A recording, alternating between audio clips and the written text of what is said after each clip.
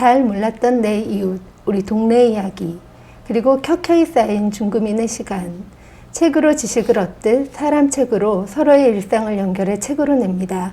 12만 6천 명 중구민 모두가 책으로 기록되는 그날까지. 안녕하세요. 중구도서관 사서 배수임입니다. 필동과 한옥마을 근처 골목길을 걷다 보면 잠시 기댔던 벽, 잠깐 앉았던 의자, 그리고 우연히 스쳤던 모든 것들이 예술작품인 곳이 있습니다. 그야말로 거리의 미술관인 건데요. 오늘 5번째 사람책 시간에는 도시의 유휴 공간을 복합문화예술공간 예술통으로 여신 박동원 대표님 모시고 이야기 나눠보겠습니다. 안녕하세요, 대표님. 네, 안녕하세요. 네, 자기소개 부탁드립니다. 네, 저는 충무로에서 올해로 29년째 광고회사를 운영하고 있고요. 그리고 이제 9년 됐나요? 필동에서 그 예술거리, 네. 예술통을 지금 열심히 만들고 있는 박동훈이라고 합니다. 안녕하세요. 네, 필동 말씀을 하셨는데 필동과의 인연이 혹시 몇 년 정도 되실까요? 필동은 제가 그 아주 산골에서 태어났어요. 지리산 밑에 태어났는데 거기서 중학교를 졸업하고 네. 그리고 서울을 올라와서 지금까지 살아서 그냥 40년 중구에서만 살았던 것 같아요. 처음에 서울 올라왔을 때 이제 청계천 거기서 이제 예전에는 지금은 청계천 그 고가가 없어졌지만 그 예전에는 그 청계천 고가가 있었거든요. 고가 밑에는 뭐 이렇게 폐지 수집하거나 뭐 고철 수집하시는 분들이 되게 많으셨는데 처음에는 이제 그분들 밑에서 일을 했었죠. 그러다가 세운상가에서 이제 뭐 안테나 용접하는 일들 그리고 또 넘어와서 방산시장에서 또 일도 좀 하다가 그리고 또 을지로로 와서 인쇄소 쪽에서도 일을 했었고요. 네. 예. 진짜 그 주변 일대를 거의 뭐 다 섭렵을 하신 것 같은 느낌이네요. 네. 그렇죠. 그렇게 바쁜 와중에도 고등학교를 다니신 걸로 제가 알고 있어요. 네. 근데 고등학교도 굉장히 화려하시던데 공고에서 상고를 가셨다가 예고를 옮기시고 거기서 이제 미술 재료비를 구하지 못하셔서 마침내는 그냥 학업을 중단하고 하셨던 그 우여곡절들이 있으셨던데 그 네. 얘기를 조금 들려주세요. 고등학교를 3곳을 다녔죠. 근데 원래 이제 꼭 다녀야 되는 인문계는 못 가고, 공교롭게도 이렇게 다른 쪽에 실업계 쪽이라고 할 수 있는, 처음에는 이제 공고를 들어갔었어요. 들어갔는데, 우리 이제 담임 선생님이 반장 선거에 나가라고 하는 거예요. 그래서 왜요? 그랬더니, 이제 그 1등을 해서 선거를 나가야 된다는 거예요. 그래서 그때는 진짜 철이 없어서 뭐 시골에서도 그랬지만 중학교 다닐 때도 그랬지만 여기서 누구랑 공부하지? 이 생각이 드는 거예요. 그러니까 공부 잘하는 친구들이 있으면 항상 이제 따라가야지 하는 생각을 했었는데 그래서 이제 그만뒀어요. 바로 정말로 그만두고 그리고 친구들이랑 같이 이제 뭐 이야기하면서 야 이왕이면은 그럼 학교 센 데 들어가면 공부 잘하는 애들 많을 거 아니야. 그래서 그때 특수상고가 커트라인이 되게 높았어요. 그러니까 인문계가 뭐 145점 뭐 이랬으면 특수상고 같은 경우에는 175점 정도, 200점 만점에 이렇게 받아야 되는 거였는데 이 뭐 무슨 공부 얘기하는 거죠. 네. 어쨌든 그래서 이제 특수상고를 시험을 봤어요. 근데 봤는데 보고 나서 그때는 주간 야간이 있었거든요. 학교가. 그래서 저는 가급적이면 야간이 됐으면 좋겠다. 왜냐면 그 전에도 이제 직장을 다니면서 학교를 다녔었는데 주간에 다니면 이제 야간에 일을 하러 다니는데 그게 일거리가 그렇게 많지는 않아요. 낮에 이제 일하기는 좋은데 그래서 야간부터 해야지 하고 시험 이제 발표하는 날 학교를 가면서 계속 야간부터라고 갔어요. 봤는데 주간에 붙은 거예요. 뭐 너무 잘 보셨군요. 어쩔 수 없이 이제 저녁에만 일을 했죠. 뭐 북가자동 그쪽에 있는 이제 전파상 쪽에 이제 일을 했는데 그러다가 학교에서 이제 사생대회를 나갔어요. 사생대회를 나갔는데 저희 미술 선생님이 어느 분이냐면 꼬리에 꼬리를 무는 영어라는 책을 쓰신 분이세요. 최오림 선생님. 그 선생님이 저희 미술 선생님이셨어요. 근데 사생대회에서 이제 이렇게 제가 그린 걸 보더니 너 여기 왜 왔니? 저기 예술고등학교 가야지. 그래가지고 선생님이 그때 이제 좀 도와주셨어요. 네, 도와주셔가지고 예술고등학교로 옮겼죠. 네. 그리고 2학년 때 이제 예술고등학교로 옮겼는데 그때 이제 예술고등학교가 어떤지도 모르고 들어가서 학교를 다니는데 재료비가 너무 많이 들어가는 거예요. 그렇죠. 그래서 이제 뭐 무슨 물감도 이런 비싸고 종이도 물감도 비싸고. 그렇고 또 이런 뭐 찰흙 같은 거 이런 거 막 제가 이제 캐주고 선배들한테 조금씩 얻고 뭐 이렇게 이제 쓰고 그랬는데 결국은 3학년 2학기 때 또 학교를 그만뒀죠. 이제 도저히 뭐 그 이런 실기반을 들어가지를 못하니까 네. 재료가 준비 안 돼 네. 있고 뭐 이러니까 그래서 이제 2학기 때 그만두고 다시 이제 을지로로 나왔어요. 그 학교를 그만두셨을 때 어머님이 만류하시지 않으셨어요? 사실은 제가 학교 다닐 때 어머님이 저는 이제 자취를 했었고 네. 고등학교 내내 자취를 했고 어머님이 가끔 이제 오시기도 하고 또 어떤 때는 주무시고 가시기도 하고 그랬어요. 근데 이제 어머님이 제가 이제 오전에 이렇게 직장을 가거나 막 이럴 때도 항상 교복을 입고 나갔어요.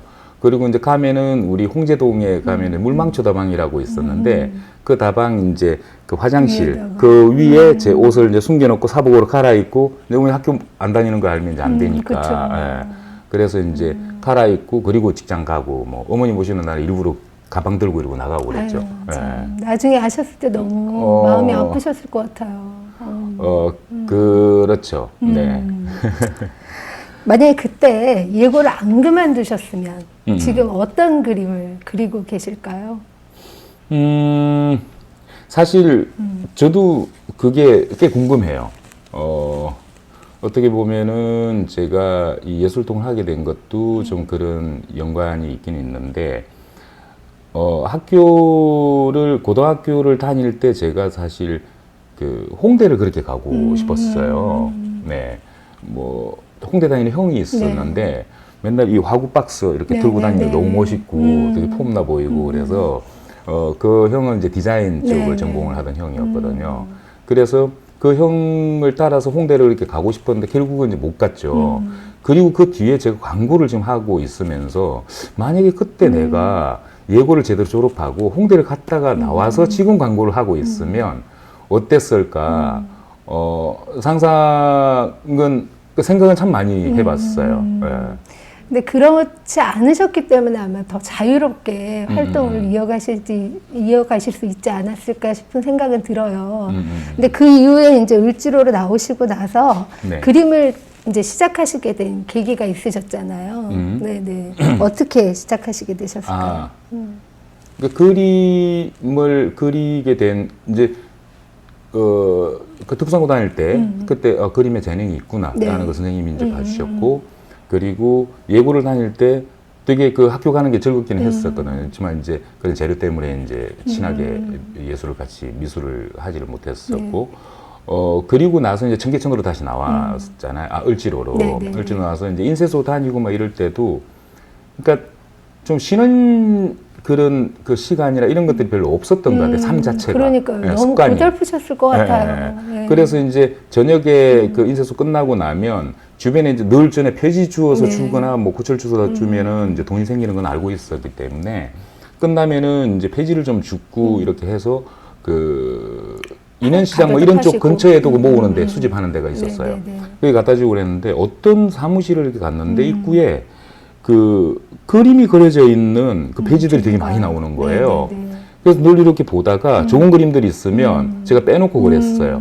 근데 그게 알고 봤더니 만화영화 회사였던 거죠. 그래서 뭐 어떤 비행기, 뭐 전투 장면 막 이런 것들 너무 그림이 손으로 다 그린 것들이거든요. 연필로 그린. 네, 네, 네. 그래서 그걸 이제 빼놓고 이렇게 이제 하다가 너무 궁금해서 항상 그 회사 앞에서 이렇게 기웃거렸어요. 안에 좀 들어가 보고 싶어서. 네, 네. 근데 어떤 여자분이 아침에 일찍 항상 오시는 키 자그마한 여자분이 계셨는데 인사를 했더니 일본말을 하시는 거예요. 그래서 아, 일본 사람이구나.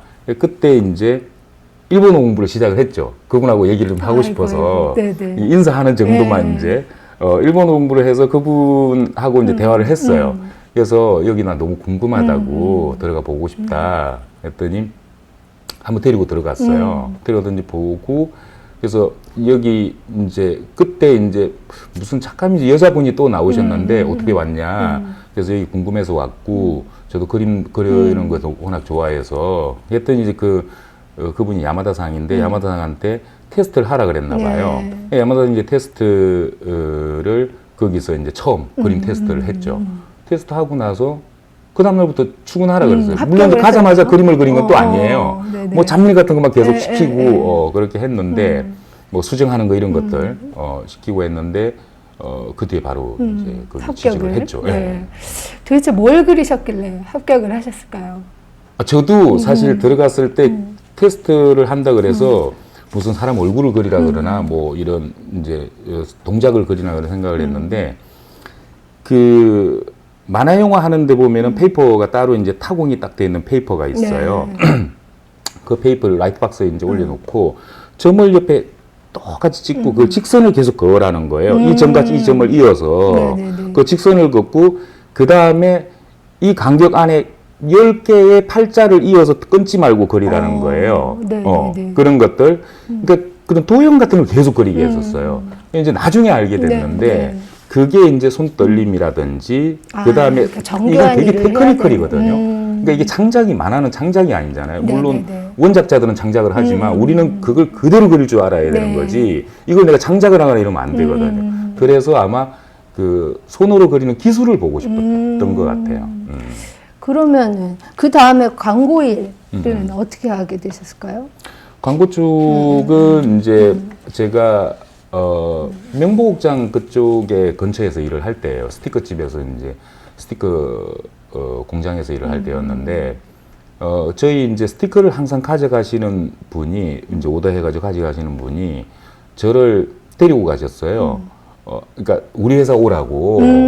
네네네. 네, 어떻게 보면 스카우트 네, 네트에서 가는 거죠. 그러시네요. 그런데 거기가 회사가 현진 우드락이라는 회사인데 그때만 해도 현진 우드락이 되게 독보적인 그 보드 만드는 네, 회사로는 네, 네. 지금도 뭐 워낙 큰 회사로 성장을 했지만 그 현진 우드락이라는 곳이었는데 거기에서 이제 처음 들어갔을 때 우드락 사각으로 재단하고 하는 네. 일들 이런 것들을 이제 처음에 제가 맡아서 했었죠. 근데 디자이너들이 계속 와서 뭐 그 작업한 거 디자인 시트가 그 시안들을 붙여서 이제 저희가 주고 이렇게 네. 했는데 그때 디자이너들을 좀 많이 만나게 됐어요. 만나게 됐는데 우연히 이제 그런 이야기를 하다가 그 디자이너들이 이런 일들이 있는데 여기 회사에서 박동훈 씨가 하면 되겠다. 그래서 이제 사장님한테 얘기를 한 게 뭐였냐면 코엑스에 중장비전이 있었어요. 그 막 포크레인, 네, 네, 덤프트럭 네, 막 이런 네. 것들. 코엑스에서 이제 그때 전시를 할 때였는데 그 전시관을 꾸미는 일들이에요. 그때는 다 수작업으로 손으로 네. 우드락을 오려가지고 네, 글씨 같은 것도 다 손으로 오려서 이제 붙이고 할 때. 네, 네. 지금은 뭐 커팅기가 다 있지만 그 작업을 한 280개 업체를 했었어요. 몇 분이서요? 저 혼자 했어요. 에? 그러니까 제가 그때 진짜 생각만 하면은 계속 막 화가 막 날려고 막 이런 게 뭐죠, 있는데, 이거? 그러니까 거의 한 달 전에 일을 받고 시작을 하고 그 중장비전이 오픈하기 일주일 전에 제가 이제 그 전에도 그 사장님한테 계속 사람을 좀 지원을 해달라. 도저히 이거 혼자 못한다. 네네네. 이 작업이 양이 너무 많아서 그랬는데 일주일 전에 이제 또 최종적으로 부탁을 드렸었죠. 제가 지금 잠을 못 자고 일을 하고 네. 있는데 안 되겠다. 지원은 해주셨는데 다른 부서 과장님이 계속 그 직원을 이제 지원하고 있는 직원들을 빼가고 그래서 아이고. 그래서 일주일을 진짜 저는 지금도 기록이지만 일주일을 잠을 한숨을 못 잤어요. 그러니까 잠을 어떻게 잤냐면 이제 아침에 사우나 가서 찬물에서만 있었어요. 안 자고 자면 안 나오려고. 되니까. 자면 안 되니까. 그리고 그게 이제 휴식이었고 나와서 작업을 하고 그래서 이제 2, 3일 정도 남겨놓고 도저히 안 될 것 같아서 그 오더를 주신 쪽에 코엑스에 우리가 철야로 좀 설치를 할 수 있냐 그랬더니 지금 정확한 기억인지 모르는데 그때 하루 저녁에 네. 그 전체를 불을 켜고 철야를 하면 경비까지 다 나와 있는데 200이 들어간다는 거예요. 비용이, 추가 비용이. 네네. 불 다 켜놓고 막 이렇게 하는 것들이. 뭐 경비도 다 나와야 되니까. 그래서 그걸 못하고 결국은 진짜 밤새모로 하고 설치 다 하고 나서 그리고 쓰러졌었죠. 그리고 나서 이제 그 다음 월요 회의할 때 사장님한테 그냥 사직서 딱 드리고 나왔어요. 그 이제 너무 힘드셨던 거예요, 그죠? 네. 그때는 그러니까 사실 힘든 것보다 되게 즐거웠거든요. 그 하는 일이 너무 좋았는데 그 일을 못 하게 되는 게 너무 화가 났어요. 그러니까 한 명이라 지원하거나 그 순간만이라도 이게 협업이 됐으면 정말 아마 계속 거기 있었을지도 몰라요. 너무 좋았거든, 그 일들이. 손으로 또 작업하는 걸 좋아하니까.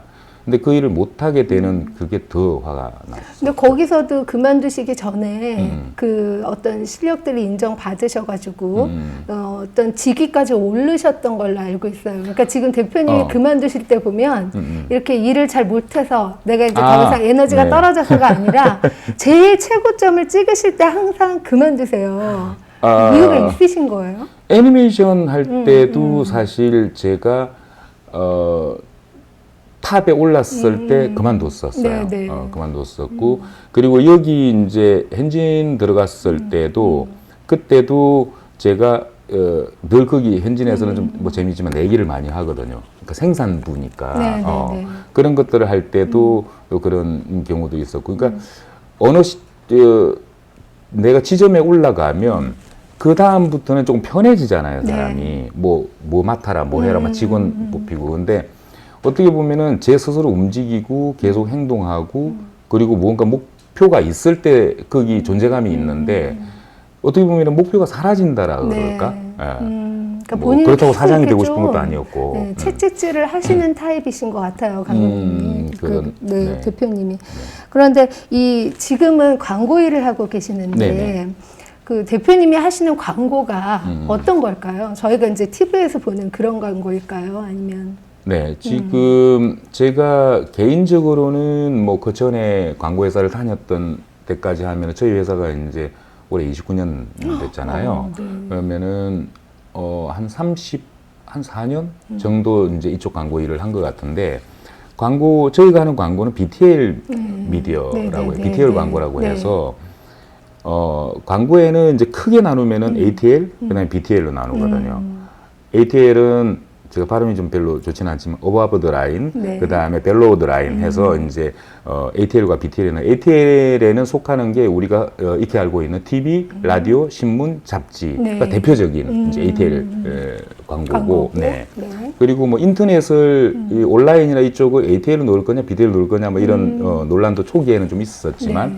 어쨌든 크게 나누면 그게 ATL이고 BTL은 우리가 집을 나와서 만나는 모든 광고들, 뭐 버스 지하철, 정류장에 네, 오버브 네, 라인, 그런 지하철역에서 만나고, 네, 네. 그 다음에 지하철을 타면 지하철 안에 있고, 그리고 이제 이마트로 들어가면은 이마트 밖에 벽에 이렇게 붙어 있는 네, 광고부터 네, 네. 이마트 안으로 들어가서 마트 안에 뭐 그 상품들 옆에 붙어 있는 광고들, 네, 네, 이거, 그 다음에 여사님들이 이렇게 그 시식하는 그 매대, 이것도 BTL 광고, 그 앞에 네, 네, 뭐 네, 글자가 네. 붙어 있으면 이제 네. 그것도 광고거든요. 네. 그래서 이제 BTL 광고의 뭐 초기가 그 옛날에 이 주막이라고 이렇게 써붙여 놓은 등이 BTL 광고의 시초였다라고 네, 할 그러겠네요. 정도로 네, 그러겠네요. 네. 네, 네. 그래서 이제 그 BTL 광고는 쉽게 설명을 하면 소비자가 구매를 하려고 하는 그 시점에 보여지는 광고들을 이제 BTL 광고라고 하죠. 그래서 ATL 광고는 집에서 만나는 광고. 네. 그래서 집에서 TV, 라디오, 신문, 잡지는 집에서 다 볼 수 있잖아요. 집 밖으로 나오면 만나는 광고. 그래서 BTL 광고를 OOH라고도 하게 돼요. Out of Home. 그래서 네, 네. 집 밖으로 나오면 만나는 광고가 BTL 광고라고 하죠. 그래서 저희가 이제 하고 있는 광고가 BTL죠. 이게 사담이긴 한데 지금 이마트 광고를 하고 계세요. 아. 그래서 아까 이마트에서 만나는 이렇게 하신 거를 제가 이제 이마트 가면 이마트밖에 없는 줄 이마트 알아요. 가면 네. 이렇게 보고 죄송합니다. 대표님을 광고를. 떠올리게 될 것 네. 같은 생각이 듭니다. 네. 대표님이 그 카메라 수집 가셨다고 들었어요. 아, 네, 근데 그걸 네. 다 처분하셨다고 했는데 제가 듣기로 그 이유가 예. 이제 처음에 이제 말씀 나눈 것처럼 제가 이쪽에 중구에서 있은 지가 한 40년 정도 네. 됐잖아요. 됐는데 9년 전에 9년 전에 저희가 항상 이제 그 새들어 살다가 마지막에 저희가 그 새들어 산 그 필동 쪽에 필동 그 주민센터 주변에 저희 사무실들이 있었는데 네.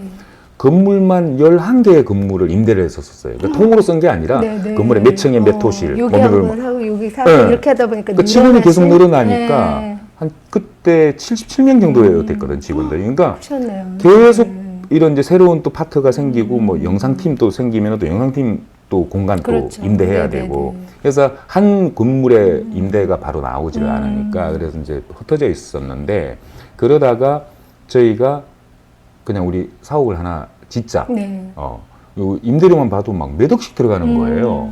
그래서 이 돈이면 사옥 짓는 게 낫겠다. 그래서 이제 지금의 그 예술통 있는 네네, 거기에 이제 사옥을. 건물을 네. 지었죠. 네. 짓고 다 공사 다 끝나고 1층에 이제 이탈리안 레스토랑을 했었어요, 네. 저희가. 네. 이제 토요일이었는데 제가 5층에 루프탑에 이제 제 개인 사무실이 있는데 거기서 이제 토요일 날 우리 직원 매니저한테 나 와인 한 잔만 좀 줄래 그랬죠. 와인을 갖고 올라왔어요. 근데 그 친구가 그냥 와인 한 잔만 주고 갔으면 그러니까요. 제가 지금 아마 완전 달라져 있으실 이거 안 하고 있을 것 같은데 와인을 이렇게 주면서 치즈를 플레이팅 해가지고 쭉 밀면서 맛있게 드십시오 그러고 인사하고 내려가는 거예요. 근데 그때 기분이 그래 그러고 편하게 먹은 게 아니라 기분이 너무 이상한 거예요. 그래서 왜 그러지 이렇게 이제 생각을 해봤는데 사실 제가 그 전에 뭐 제가 아직도 흡연 애연가거든요. 근데 담배가 제가 떨어져도 우리 직원이 편의점 가는 걸 뻔히 알아도 담배 하나 사다 달라고 해본 적이 없어요. 그리고 커피를 타달라 그런 적도 없지만 직원이 뭐 어디 외부 손님하고 이렇게 만나서 있는데 물 한 잔도 없고 그러면 제가 커피 타다 주고 그러거든요.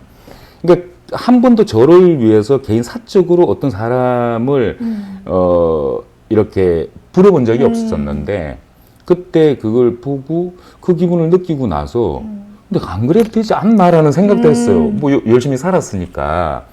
근데 아직 누릴 때가 아니구나라는 생각을 하고 그리고 나서 그날 사실 제가 알았어요. 왜 그런 생각을 하는지. 그러니까 저는 우리 이제 처음에 얘기했지만 고등학교를 뭐 3군데를 다녔지만 졸업도 못하고 네. 그리고 또 청계천이 저를 다 먹여 살려주고 또 을지로에서 제가 광고를 배우게 되고 그러니까 제가 대학을 나오지 않았지만 대학을 나온 제 선배들이나 또 동료들 은 지금 이렇게 뒤돌아보면 대부분 뭐 치킨집도 하고 있고 또 딴 일을 하고 있거나 막 이러는데 저는 광고를 꾸준히 해왔고 30년 가까이 성공적으로 하고 있었잖아요. 근데 그 형들은 다 대학들 나오고 그래서 내가 충무로라는 학교를 다녔었구나. 근데 그 학교에 학비를 안 냈구나라는 생각이 든 거예요. 네네. 그래서 내가 빚이 있는데 내가 누리고 있구나라는 이제 생각이 들어서 그래서 이제 그 다음에 월요 회의 때 임원 회의를 이제 하는데 임원들한테 물어봤어요. 대학 졸업하려면 얼마 정도 들어? 사실 저는 그때 몇 학번이에요? 그런 거 학번이 뭔지를 몰랐어요. 그래갖고 학번이 나이를 얘기를 하는 건가. 그래서 나중에 막 찾아보고 그랬어요. 학번은 무엇을 뜻하나요? 막 이렇게 찾아보고 입학한 연도잖아요. 네, 맞죠? 네. 그래서 이제 그래도 저는 계산을 해봐야 돼요. 학번 얘기하면 그때 빨리 지나가야 되겠죠. 학교 안 나오는데 이러면 길어지니까 예, 맞습니다. 뭐 이래야 되는데 학번을 외우고 다녔어요. 그랬었는데 이제 직원들한테 대학 졸업하면 얼마 드니? 얼마 정도 드니? 그럼 뭐 대학원 나오고 유학도 가고 뭐 이러면 얼마 들어? 그랬더니 뭐 한 5억에서 뭐 7억 정도 들려나요? 뭐 그런 얘기가 나온 거예요. 그래서 내가 이 정도가 내 빚이구나. 그래서 사실 이제 그때 빚을 이제 갚아야 되겠다. 그래서 이제 돈을 이제 만들어야 되는데 그 전에 제가 봤던 영화에 그 되게 아주 의미 있는 장면을 봤는데 가장 사랑하는 사람한테 선물을 줄 때는 그 선물을 돌려받고 싶은 선물을 꼭 주라고 하는 대사가 있어요. 영화에 보면. 그러니까 그 정도 제가 아끼는 걸 줘야 사랑하는 사람이다라는 거죠. 그래서 내가 진짜 이 빚을 갚을 때 내가 정말 아끼는 게 뭔지 그게 이제 수십 년 동안 모았던 라이카 시리즈였어요. 카메라 시리즈. 네. 그거를 이제 팔았죠. 전부 정말 하나도 이제 남기지 않고 다 팔았었는데 그리고 어느 정도 돈을 모았어요. 모아가지고 그 필동 동사무소를 찾아갔죠. 전 동사무소를 정말 뭐 주민등록증 뭐 할 때 여행은 가본 적이 없거든요.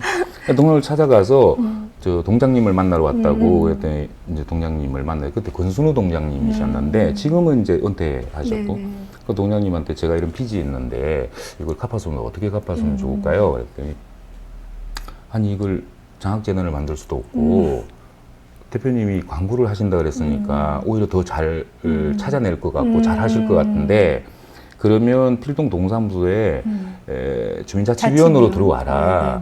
그래서 주민자치 들어와서 필동이 뭐가 필요한지 한번 찾아보시는 게 좋겠다. 그래서 주민자치위원, 지금도 주민자치위원이거든요. 네, 활동을 이제 하고 있는데. 혹시 최장수신가요? 아, 뭐, 거의 그런 것 같아요. 많은 그 위원장님들도 이렇게 모셨고, 이제 한데, 그래서 이제 그 주민자치위원 활동을 하면서 충무로에 사라진 문화예술들을 이제 알게 됐죠. 제가 돈 버느라고 정신없었을 때 충무로에 영화는 부산으로 가고 출판은 파주로 가고 그다음에 광고회사나 스튜디오는 강남으로 가고 뭐 이런 그 충무로가 가지고 있던 어떻게 문화예술 콘텐츠 그 중요한 것들이 다 사라지고 그 잔재들만 남아 있는 걸 이제 보게 됐죠. 그래서 예술통이 탄생하게 된 걸까요? 네, 그래서 이제 그때 그 충무로에 그게 사라진 걸 보고 그 다음에 문화예술 콘텐츠로 이렇게 도시재생을 한 곳이나 그런 전세기를 이제 다녔어요. 그래서 뭐 나오시마도 서너 번을 가보고 또 테이트 모던 또 뭐 유후인처럼 아주 오래된 옛날부터 이렇게 내려온 전통적인 그런 도시 뭐 진짜 벤고흐 뮤지엄이 있는 이런 그 마을 한 사람으로서 타운이 또 조성이 되는 이런 곳들 뭐 아스펜 뭐 하이라인 뭐 이런 데들을 계속 다녔었죠. 그러다가 아까 처음에 이제 말씀하셨던 대학을 나왔으면 뭘 했을까요? 라고 얘기를 하셨잖아요. 이제 충무로에 이렇게 저희 필동에 이렇게 보면 되게 아이들이 막 뛰어놀고 막 있는데 어떻게 보면 조금 여유가 없는 친구들이에요. 그러니까 학교에서 이렇게 뭐 무슨 문화가 있는 날 뭐 이래 해가지고 뭘 주잖아요. 이제 입장권 이런 거 줘도 그냥 그거 갖고 딱 적고 놀고 그러는데 너 왜 안 가? 그러면 엄마도 직장 다니고 아빠 직장 다니고 그러니까 애들 갈 사람이 없는 거예요. 그래서 와, 저 친구들이 문화예술에 우연히 젖으면 이렇게 늘 주변에 이렇게 문화예술이 저 친구들한테 영향을 주고 있으면 나중에 저 나이 들면 어떨까? 그러니까 제가 대학을 나왔으면 어땠을까라는 궁금한 것처럼 그래서 아, 저 친구들이 정말 좋은 작품이나 좋은 문화예술을 그러니까 우연히 옆에서 같이 살아가게 만들어주면 되게 좋겠다. 굳이 미술관 가자 손잡고 가서 애들 긴장하게 만들고 이러는 게 아니라 뭐 미술관들이 다 문턱이 좀 높잖아요. 그리고 내가 보고 싶다고 마음대로 볼 수 있는 것도 아니고 조용히 해야 되고 그래서 보고 진짜 감동할 수도 없고 눈치 봐야 되니까 그래서 길거리에 미술을 좀 갖고 나왔으면 좋겠다라는 생각을 했죠. 이게 그러다 보니까 그 일대가 살아나고 훨씬 더 밝아지고 이렇게 하다 보니까 이제 도시재생하고 또 맞닿아 있게 되더라고요. 근데 지금 보면은 예술통 같은 경우에 문학이 있고 또 음악이 있고 강연이 있고 미술이 있고 되게 복합 장르가 다 얽혀 있는데 이런 것들을 가지고 한 번씩 또 축제도 여시더라고요. 이 축제도 그러면 그 도시재생과 어떻게 맞닿아 있는 이런 사실 제가 하는 행동들이나 이런 이제 그 만들어가고 있는 과정들을 보면 되게 시골스럽거든요, 사실은. 그러니까 제가 자라고 배운 왜 그 어떤 책에는 보면은 내가 세상에 살아가야 될 모든 것들을 유치원에서 다 배웠다라고 하잖아요. 그때 이 사람의 어떤 그런 저는 컨셉이라고 할까? 그런 게 방향이 좀 정해진다고 저는 생각을 해요. 이렇게 이제 하는데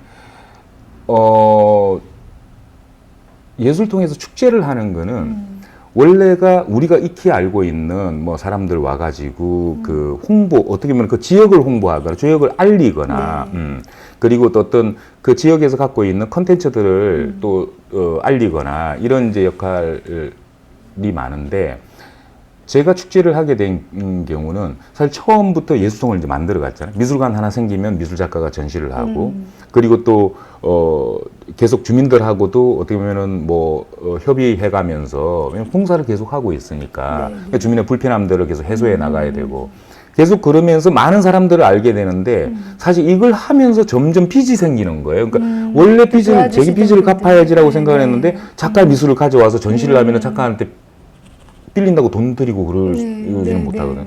빌려와야 되고. 그리고 공사하면서 시끄러운 그런 민원들 이런 것들을 이제 해결하면서도 또 주민들에게 또 다른 빚이 이제 생기게 되고. 그래서, 아, 가을에 한번 다 이분들 모아놓고, 같이 먹고 즐기고 서로 네. 소통하고 네. 작가들도 설치하러 왔는데 옆에서 주민이 툴툴 이렇게 좀 부정적으로 하고 그러면 네. 그것도 의미도 그래서 이제 가을에 작가와 원래 주민이 만나서 노는 축제였었어요. 네네. 그렇게 이제 만들었던 게 너무 제가 손이 좀 커요. 그러니까 너무 세게 한 거죠, 그거를. 그래가지고 뉴스에도 나오고 이제 그 일회 예술통 네네네. 축제를 했던 게 뉴스에도 방송 취재도 오고 막 그 뒤에 그러니까 그 전에는 그냥 제 빚을 갚는 거였기 네. 때문에 굳이 뭐 자랑할 일도 아니고 그리고 밖으로 알려질 일도 아니고 예술가들만 많이 알고 네. 있었죠. 문화 관계자들만 알고 있었고 그러다가 일회 축제하고 나서 바깥으로 아예 소문이 나버린 거예요. 예. 그래서 이제 그 뒤부터 뭐 또 다른 책임감들 이런 것들도 생기고 그랬는데 그 축제의 목적은 그거였어요. 작가들과 주민들이 같이 소통하는. 근데 보니까 제가 이제 가서 봤지만 그분들이 오셔서 세계에서 그 유명하시다는 그 유수의 작가들이 그 예술통 하는 축제 기간 동안에 작품을 하나 탁 만들어서 거기다 놔주시고 이게 규모가 장난이 아니더라고요. 제가 보니까. 근데 그런 그 배경 속에는 대표님이 그 사이사이에다가 뭐 식물도 심으시고 그걸 또 계속 가꾸시고 민원 있을 때마다 가서 또 이렇게 고쳐주시고 하는 그런 어떤 노력들이 꼭 다 이렇게 배어 있어서 가능한 거였다는 생각이 들거든요. 그렇게 너무 열심히 하시다 보니까 주변에서 이상한 말들도 많이 들으신다고 들었어요. 네네네. 어떤 말 드릴까요? 되게 버전이 많아요. 네. 버전이 많은데 처음에 제가 그 건물을 사서 들어갔을 때 건물 짓는 걸 보고 사람들이 그 건물을 파신 분도 박 씨예요. 저랑 이제 그 건물을 파신 분은 지금 성수동으로 가셨는데 그 막내 아들이다. 그래서 집 하고 싶은 대로 저렇게 건물 짓는다고. 건물에 사실 되게 많은 돈이 들어갔거든요. 오랫동안 지었고.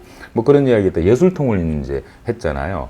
예술통을 하고 있을 때 저희 이제 광고회사니까 저거 지원금 받아서 그러니까 돈벌이 하는 거다. 그러니까 지원금 받아서 미술관 만들고 자기 수익 올리고 하는 거다라고 그렇게 이제 오해를 또 하셨어요. 그리고 그 뒤에는 선거 이제 나갈 거라고. 그 전에 또 있어요. 그 전에 뭐였냐면, 저거 아마 땅값 올려가지고 팔고 나갈 거라고, 저거 팔고 아마 나갈 거야. 그런데 사실 그게 엄청난 돈이 투자가 돼 있거든요. 길거리에 어떻게 보면은 제 지인들은 이제 알죠. 와가지고, 너 돈을 왜 그렇게 길거리에 뿌리고 다니니? 뭐 이런 이야기를 하는데, 그렇다고 미술관이 도망가는 것도 아니니까.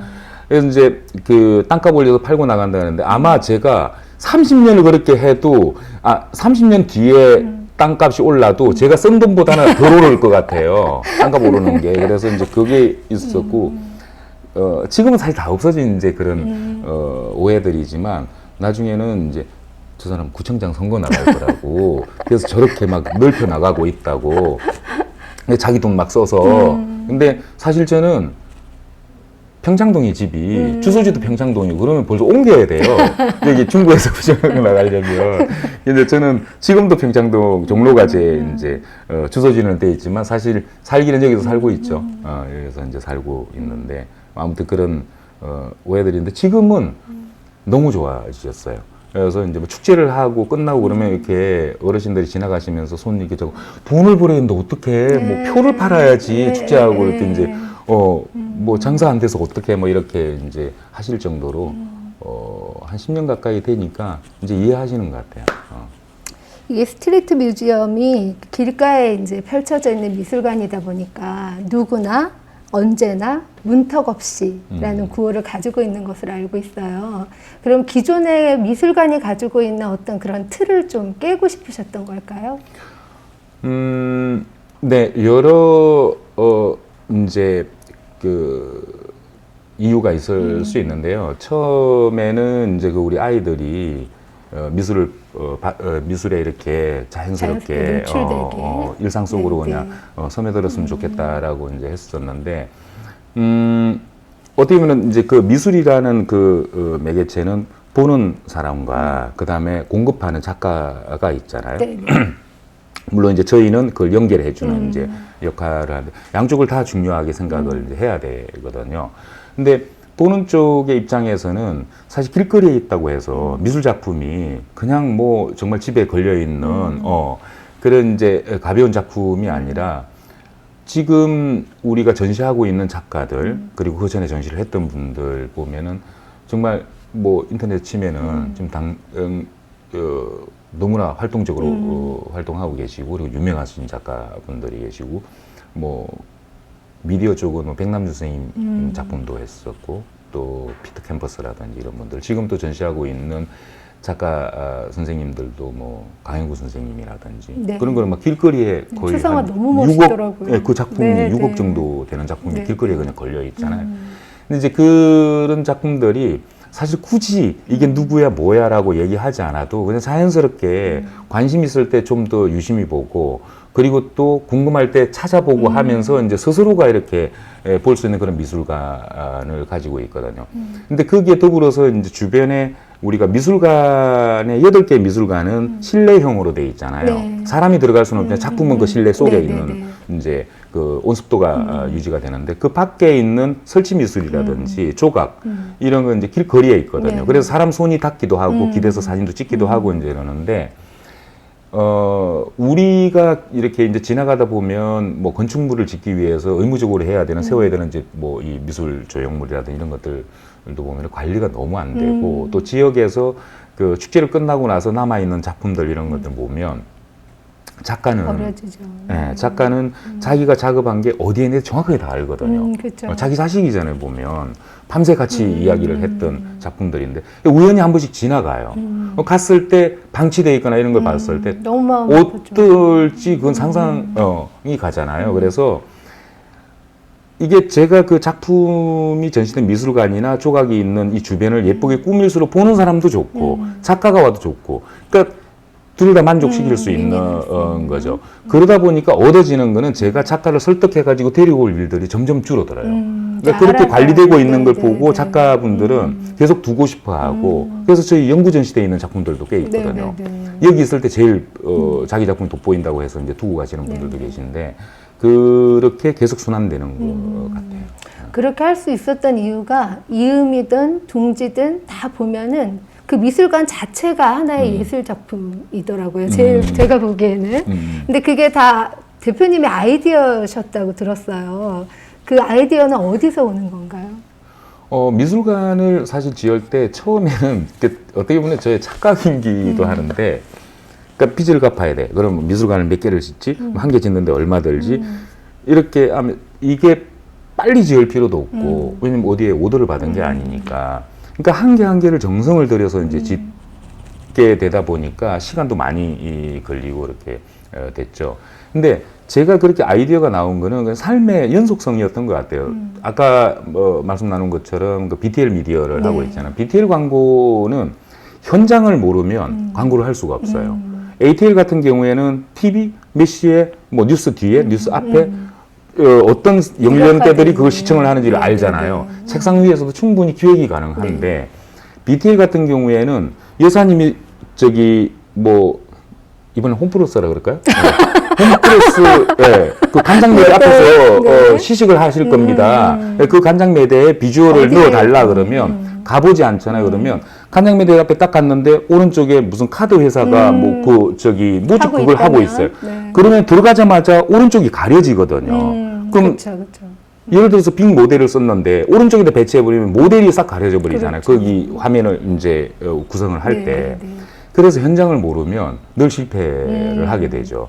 그래서 이제 항상 현장에서 아이디어를 내고 현장에서 아이디어를 가져오는 습관이 됐었는데 미술관 지을 때도 그 미술관 전부 그 앞에 쪼그리고 앉아서 스케치를 했었어요. 스케치하셨던 사람 다니는 거 보고 여기는 누가 살지 이런 것들. 그래서 미술관에 작품 넣는 것도 둥지 같은 경우에 할머니 할아버지 분들 많이 사세요 그쪽에.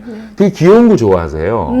그래서 전에 한번 그 되게 유명하신 분인데 이분의 설치미술 같은 거 작품을 한번 했는데 진짜 며칠 만에 이제 민원이 들어온 거죠. 할머니가 오셔가지고 얼씬들 그 뭐냐고 무슨 쓰다만 여행 가방 같은 거 막 갖다 놓고 막 했다고 좋은 것도 많은데 막 이러시면서 근데 이제 또 작가분을 그렇다고 철수할 수는 없잖아요. 3개월씩 전시를 하는데 그래서 작가분하고 이제 같이 술 한잔 하면서 자연스럽게 이제 이야기를 했죠. 할머니들 좀 좋아하는 것도 좀 나왔으면 좋겠다 네. 뭐 이래가지고 그래서 이제 그 남빈부도 작가신데 그분의 조각하고 같이 이제 콜라보 전시를 이제 하는 걸로 해서 조금만은 됐지만 그렇게 그 공간을 이해하지 못하면 철거가 돼버리거나 유지를 못하게 될 수도 있죠. 그게 습관이 됐던 네. 것 같아요. 이게 필동에 지금 있는데 혹시 필동이 아니었다면 어디에서 우리가 이 예술통을 만나볼 수 있었을까요? 저 궁금하더라고요. 사실 예술통을 하고 나서 1회 축제 끝나고 그 뒤에 뭐 뉴스에 많이 나오고 방송에 나가면서 이제 많은 지자체에서도 알게 되고 그리고 서울에서도 뭐 근교에서도 이렇게 요청들이 들어왔었어요. 뭐 예를 들면 성북구에서도 그 성북천 거기를 이제 스트릿 뮤지엄을 넣고 싶다 이런 이야기도 있었고 그리고 녹사평 같은 경우에도 처음에 이제 그 기획이 들어갔었던 적도 있고 또 뭐 부여라든지 그런 이제 다양한 곳에서 이야기가 나왔었는데 아까 말씀드린 것처럼 습관적으로 저는 그곳을 가본다 그랬잖아요. 예를 들어서 성북천 같은 경우 성북천을 제가 밤낮으로 몇 번을 가봤어요. 그 이야기를 이제 미팅을 하고 나서 가보니까 거기는 미술관이 들어갈 곳이 아니었어요. 주변에 아마 서울에서 성북구가 학교고 대학이 가장 많은 곳일 맞아요. 거예요. 그러니까 대학생들의 인구가 정말 많은데 이 친구들이 대부분 거기에 주변에 놀만한 데가 대학로 쪽이나 일부 외에는 대부분 뭐 성수동, 뭐 새로 생긴 막 이런 쪽으로 계속 가는 거죠. 그래서 생각을 했던 게 그 대학생들이 즐길 수 있는 어떻게 보면은 미술관은 일부만 들어가고 그 천을 이용해서 뭐 예를 들면 하프파이프를 만들어서 뭐 인라인이나 스케이트보드 대회 같은 걸 유치할 수도 있고 그 하프파이프를 만들어 놓으면 물은 그냥 그 위로 흐를 수도 있는 거거든요. 그리고 저기 장마가 끝나고 나면 그냥 하프파이프는 한 1m 정도만 높이로 만들어 밑으로는 개천이 흐르고 그것도 뭐 길게 할 게 아니라 한 5, 6m 정도만 딱 만들어도 충분히 즐길 수 있으니까 그거하고 그 다음에 생태가 너무 잘 돼 있어요. 좀 백로가 거기 있는 걸 봤거든요. 백로 하얀 이렇게 그걸 보고 그 분명히 이런 그 피라미드 이런 걸 잡으러 온 거잖아요. 그래서 이건 생태천으로 만드는 게 더 좋겠다 학습할 수 있는 그거하고 레포츠 그래서 대학생들 넣을 수 있고 그 다음에 다리가 그게 꽤 많아요. 그리고 되게 넓어요. 아마 거의 한 8차선 정도 되는 6차선 정도 되는 다리 같아요. 그런 게 많아요. 그 밑에가 천연 무대거든요. 그래서 개천에 이쪽에는 객석 만들고 저쪽에는 무대를 만들어서 그런 뭐 이 가을이나 이럴 때는 영화를 상영할 수도 있는 거고 또 주민들이 거기서 축제를 할 수 있는 거 그런 쪽으로 이제 제안을 드렸었는데 재밌게도 문화관광과 예산이 아니라 치수과 예산이어가지고 그 개천 그 안 된 하시는 거죠? 그러니까 제가 지금 못 누르고 있잖아요. 이상한 얘기를 자꾸 하시더라고요. 그래서 그래서 이제 그냥 시안서만 드리고 이제 말하는데, 그러니까 말씀하신 것처럼 미술관이 제가 여기 이 필동에 예술통을 만들 때 첫 사업을 떠기 전에 1년 넘게 걸렸어요. 그러니까 충무로에 뭐가 필요할까? 그러니까 제 빚 갚는 거였잖아요. 계속 찾아보다가 문화예술이 떠났구나. 그럼 가져와야지. 어떻게 가져오지? 그걸 계속 이제 생각을 하고 필동의 맞춤형이었던 거죠. 이게 다른 쪽에 들어갈 수는 있겠죠. 들어갈 수는 있겠지만 그래도 그쪽을 정확하게 이해를 하지 않으면 아마 스트릿 뮤지엄 2는 이상한 애가 필동이기 때문에 가능했네요. 맞습니다. 네. 그러면 그 예술통은 현재 진행형입니까?